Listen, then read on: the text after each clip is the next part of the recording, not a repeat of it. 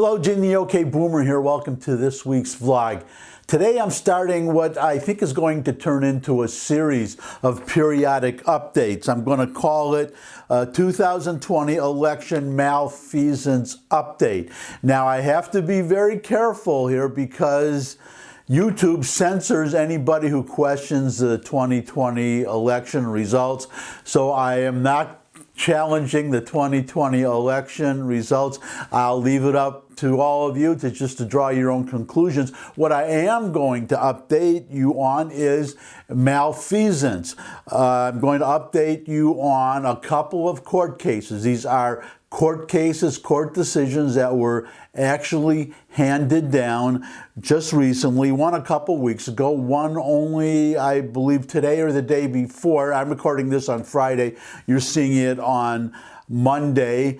We'll start with the most recent one. Well, you know what? Let's start with Wisconsin first. Now, there was a court decision recently. Well, there's this whole conventional, well, we'll call it a narrative of the liberal media saying that time to move on, nothing to see here, that everything. Well, I'm not going to talk about fraud now. I'm not talking about fraud, you censors over at YouTube. I'm talking about actual court cases regarding malfeasance. This malfeasance, what's the form of this malfeasance?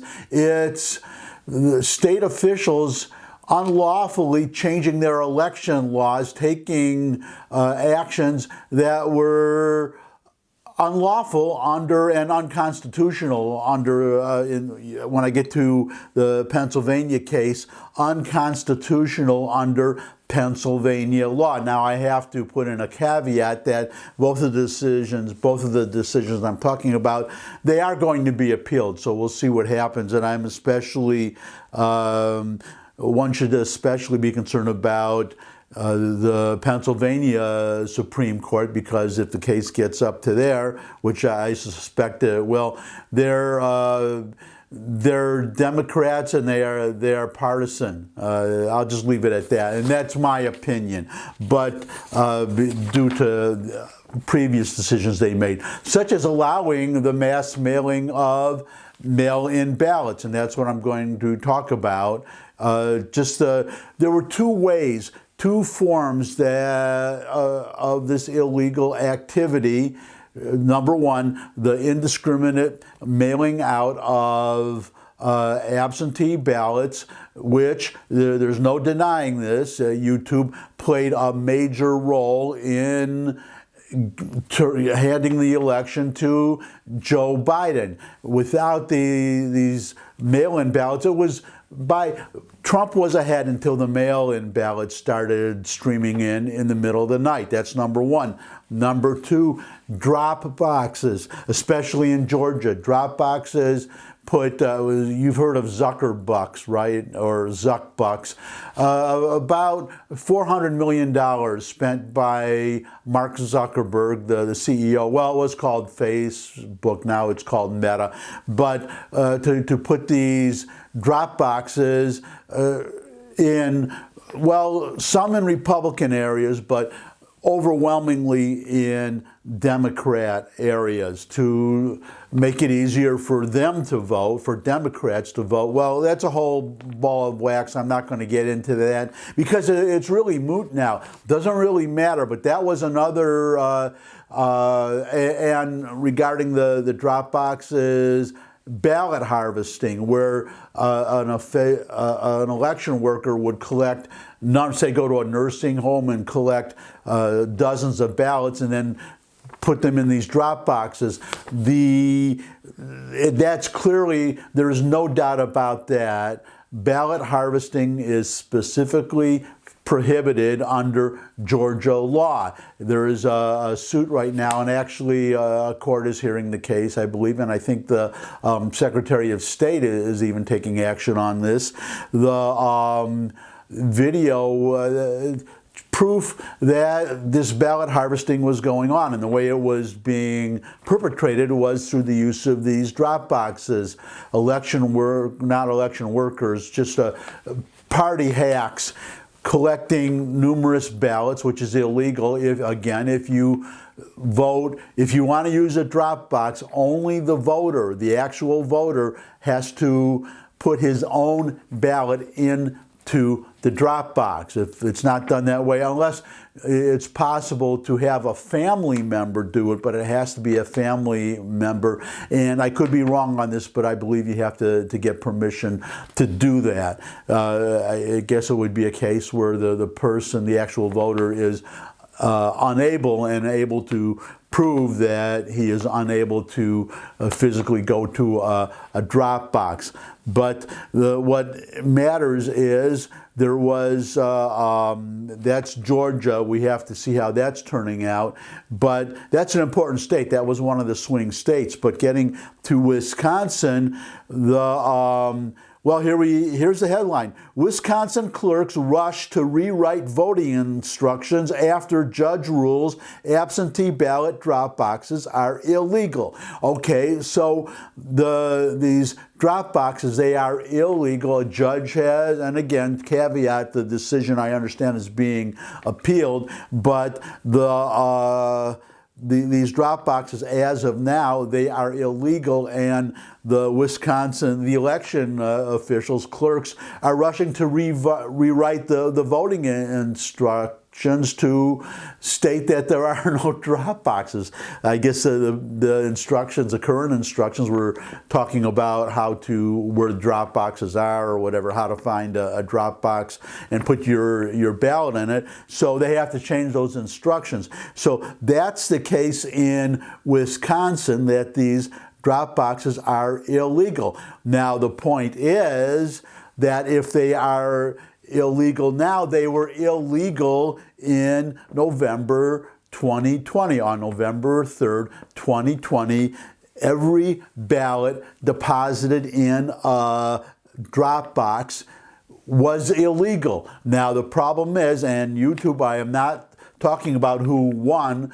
Actually, I'm not contesting the election results because it's in 2020 in Wisconsin, because it's not possible. The reason it's not possible is, and this is a reform, there aren't going to be any drop boxes. They're illegal, so reform doesn't matter on how to handle the drop boxes. The point is, though, that there was no distinction made between, once the ballots were taken from the drop box, there was no distinction made between drop box ballots and ballots cast, legal ballots, or ballots legally cast in precincts, in other ways. So we don't know who, that's all I'm saying. We don't know who won Wisconsin. It's impossible to tell because we don't know which ballots were in those drop boxes.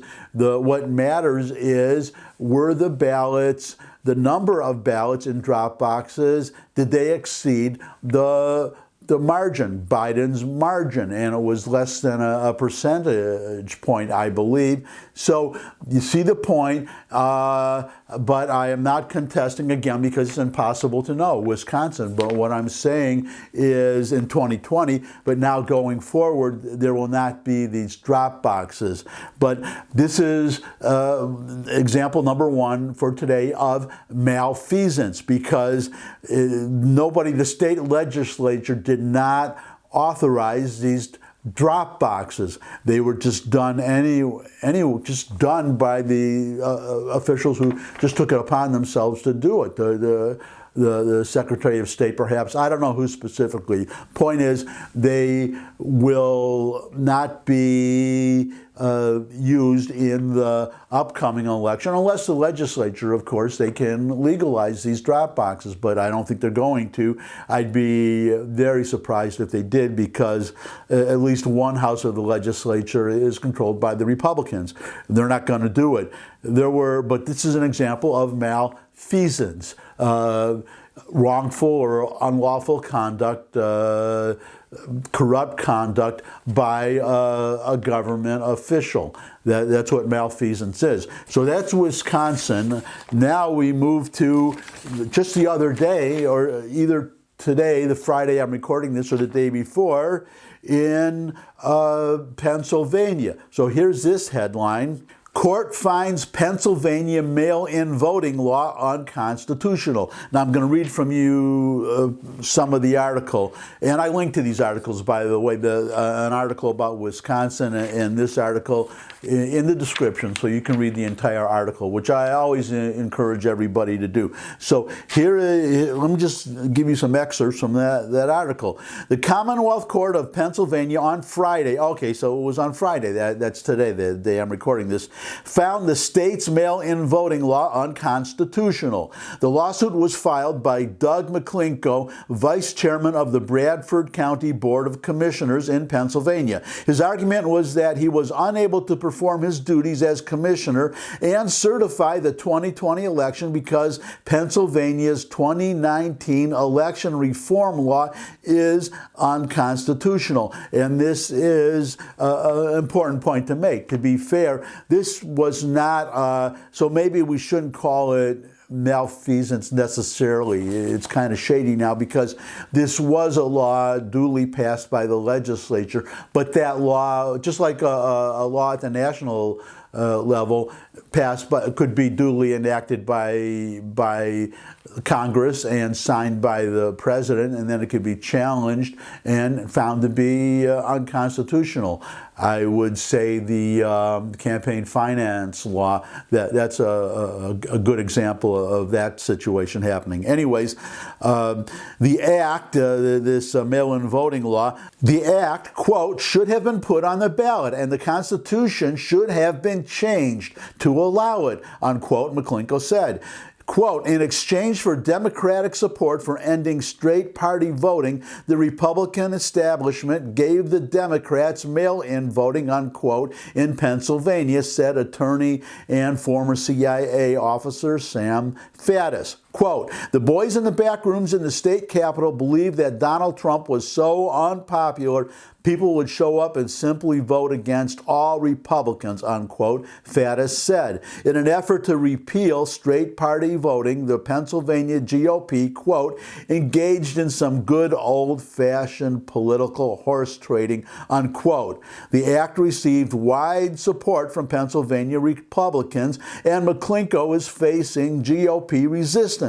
Quote, I am fighting the Republican establishment, unquote, McClinko said. And that is an important point to make because the same thing is happening in Georgia with the Secretary of State Raffensperger, that you have Republicans resisting attempts to audit or to investigate the election of November 3rd. And again, YouTube, I'm not challenging the results. I'm just telling you what's happening, that people are, they want, well, the idea, the suit regarding the drop boxes that I just mentioned, it's being, the suit is by an organization called Voter GA, and they have enough evidence that they are being taken seriously in court. And they, by the way, this organization, they're nonpartisan, and they've noted that in the past,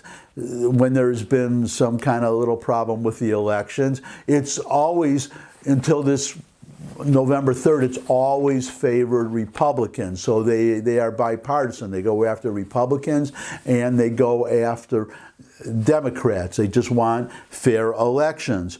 But the point I'm just kind of digressing to is that you're getting in Wisconsin, same thing in Wisconsin. The Speaker of the Wisconsin House, he's a Republican, and his name is Voss. V-O-S, I don't remember the first name, but he is resisting any attempt to investigate the election. In fact, a special prosecutor, Gableman, his name is, well respected by everybody, by both sides, is investigating the election, wants to look at the Dominion voting machines, for example, and he's being he's having trouble getting cooperation. The state is not cooperating, and this Speaker of the Wisconsin House, Voss, is not backing him. So that's something I want to get to, that you have, I guess, Donald Trump is such a threat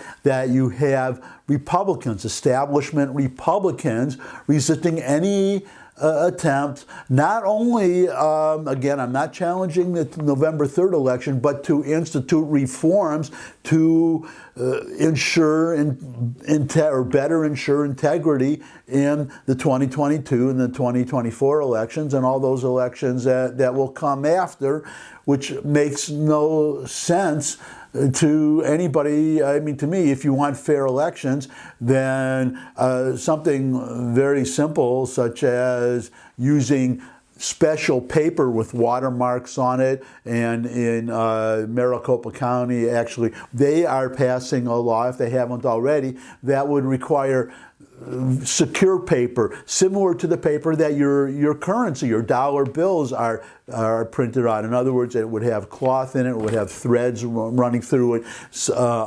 watermark, things that are a seal, a sign that's visible under ultraviolet light. In other words, 16 to 19, I forget the exact number, of these built-in fraud prevention measures in the paper, because this is one thing that the Maricopa County audit found. Remember the big flap and the narrative about, oh, they're looking for bamboo in paper, and ridiculing the cyber ninjas, the auditors in the Maricopa County election, that they were looking for bamboo in paper. No, they weren't. They were looking for paper that did not match the official paper, and they had a problem there. Again, they weren't able to do it because they found there was no official paper. There were 10 different kinds of paper, and so it wasn't possible. And then, not to mention the problems they had getting cooperation from the Republican officials in Arizona. So you see, and I believe in Maricopa County too. So that's you see. In fact, I believe the problem was at the Maricopa County level. But why would anybody resist that? So now what they want to do is they want to have one official paper with the security measures in the paper, and I don't see how anybody could oppose that if you're interested, if one is interested in fair elections. Now in Texas, the whole problem with signature matching, and you shouldn't match signatures. Well, Texas, they just got rid of that. You don't have to verify signatures anymore on an absentee ballot. You just have to provide your driver's license number or the last 4 digits of your social security number. Now, who could object to that? Every legal voter, any American citizen entitled to vote, has a social security number, and should be, I mean, something's wrong with you, in my opinion, if you don't know your social security number by heart by now, at least at my age. I mean, maybe if you're, well, no, I mean, they're assigned at birth now, I understand. The reason I'm not 100% sure is because I had to go to an office and get mine. They weren't assigning them at birth these many decades ago when I got my Social Security. I had to go to an office and fill out and sign something and then get it there. But I digress, as I often do. And as I said last time, I only do these once a week, so bear with me. Let me just finish with this article here. Quote, this nonsense that somehow we're supposed to coddle everybody to get a vote is about as un-American as it gets, unquote, McClinko, the commissioner said, the election commissioner said. Quote, you get off your duff and you go vote. If you can't go vote, you get an absentee ballot. America needs to wake up. They need to question their state representatives and their legislators, unquote. And then, the case is expected to to be appealed. McClinko is keeping voters up to date on the case through his website. I'm putting the title down here, or the address here, ballotsecuritynow.org, where they can also donate to help with his legal fees. There's nothing in the Constitution that allows sending out these mail-in ballots or mail-in voting at all, except for the traditional absentee ballot that you can request. And here is from the Pennsylvania Constitution.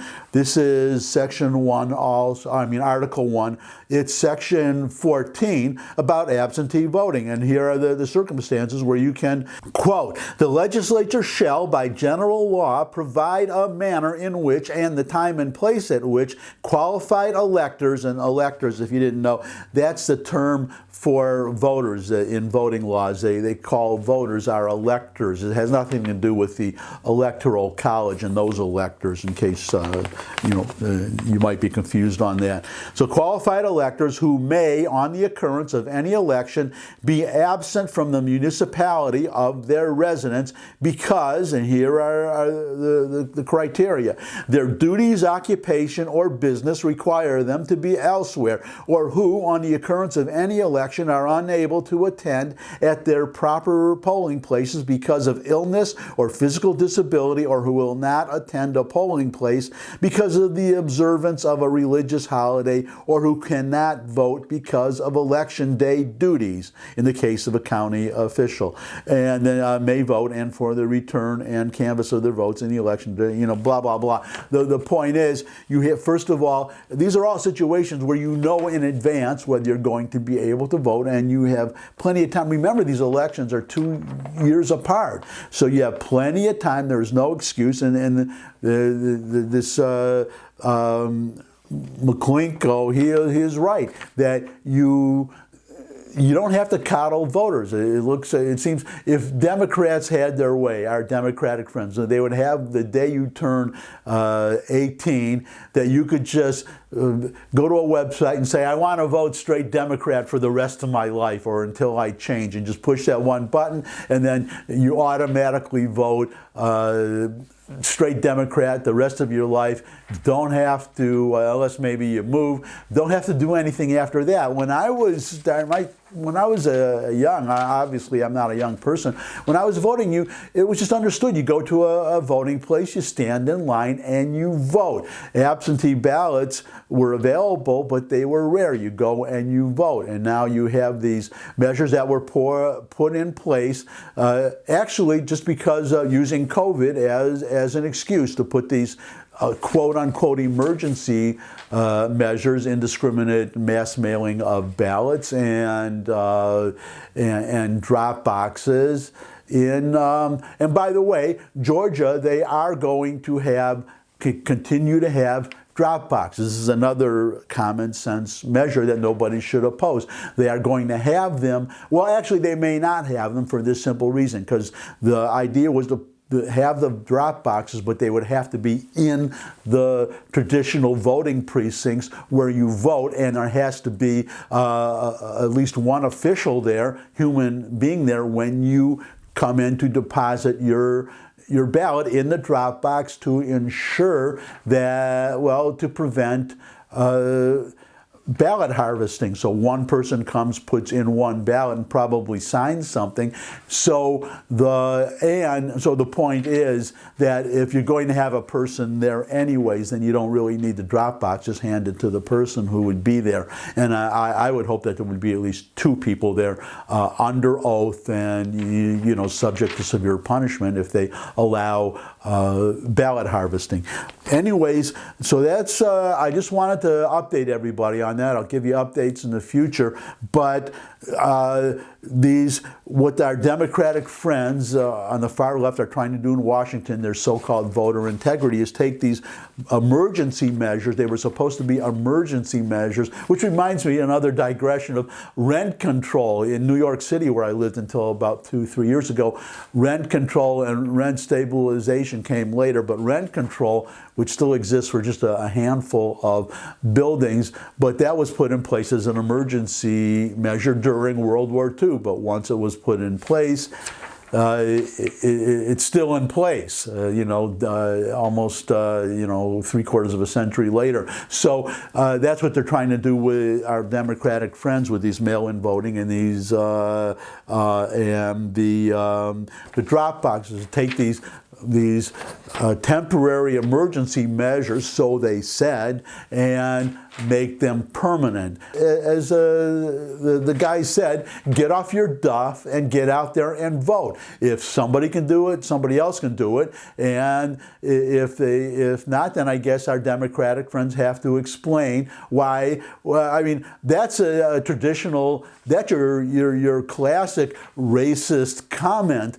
that black people are lazy, that white people, I guess, it would go out and vote, but black people are too lazy to go out and physically vote. They're too stupid, according apparently to our Democratic friends. They can't figure out how to get an ID, even though you have 2 years before elections. And if you miss this election, there will be another one. And I guess in the same sense, if you missed this vlog, there will be another one. So I'm going to end here. Thanks as always for stopping by. I appreciate the time you spend with me.